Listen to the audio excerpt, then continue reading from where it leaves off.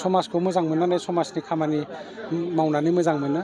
थिग दिनैनि बेबायदि जोंनि भैरबकुन्द समस्थियाव जिथु मोनसे जयनिं प्रग्राम बिजेपिनि जानानै जिथु मोनसे बिसाल माने जयनिं प्रग्राम आरो बे जयनिं प्रग्रामाव दिनै सासे समाज सिबियारि गोख्रों जाहा मिनन मोसाहारि बिथां बे बिथांजों लोगोसे जयेन जाफानो मोननानै जोबोद गोजोननाय मोन्दों। मानोना दिनै जों बेखौनो नुनो मोन्दों जिबायदि बयबो लोब लोब बिजेपि दोलोखौ मोनसे उन्नयननि जिथु नोजोरथिजों नायनानै बेबायदि माने लैहोरै दिनै 5,000निबो बांसिन बेबायदि मेनन मोसाहारि बिथांखौ मोजां मोननानै आरोबाव बेबायदि बिजेपिखौ मोजां मोननानै जेरै जयेन जाफैदों बे असिलायैनो आंबो दिनै जयेन जाफैबाय।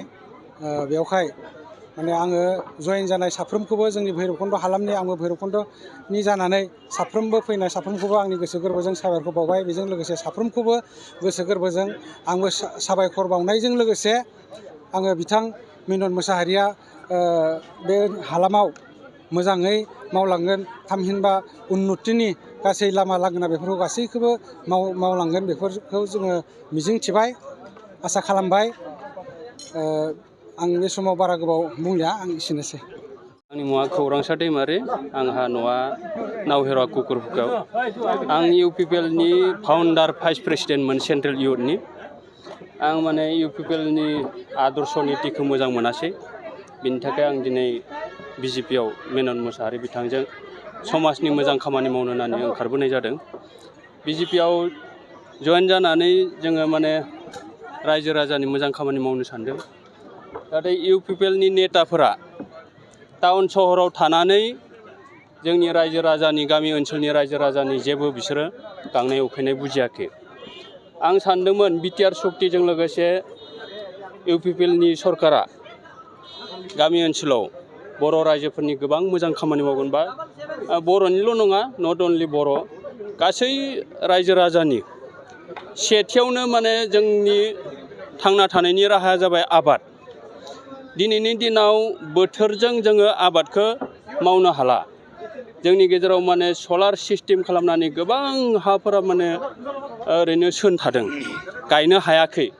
दिनै बेफोरबायदि दुब्लिफोरखौ सलार सिस्टेम खालामनानै जोङो आबादनि बेबस्थाखौ मोजां खालामजानो लुगैदोंमोन बिटिआर सरकारखौ।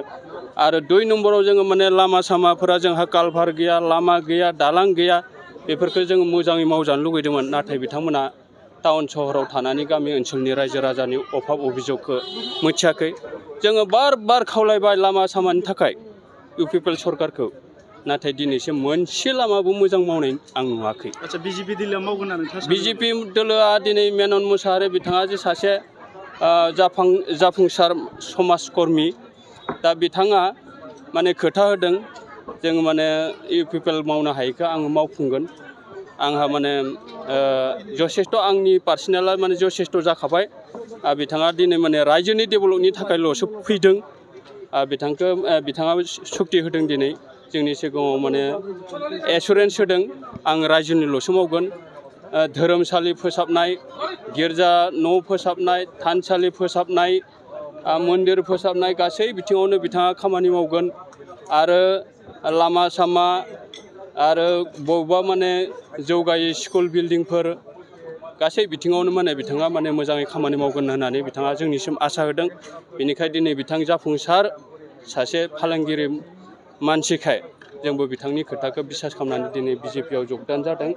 आरो दिनैनि दिनाव माने बिजेपिया ओरैबायदि स्ट्रं जाबोदों सिं उदालगुरि समस्थियावथ' 10थायाव माने 10थायानो देरहागोन बिजेपिया। इउपिपिएलआथ' मोनसेबो देरहाया उदालगुरि समस्थियाव।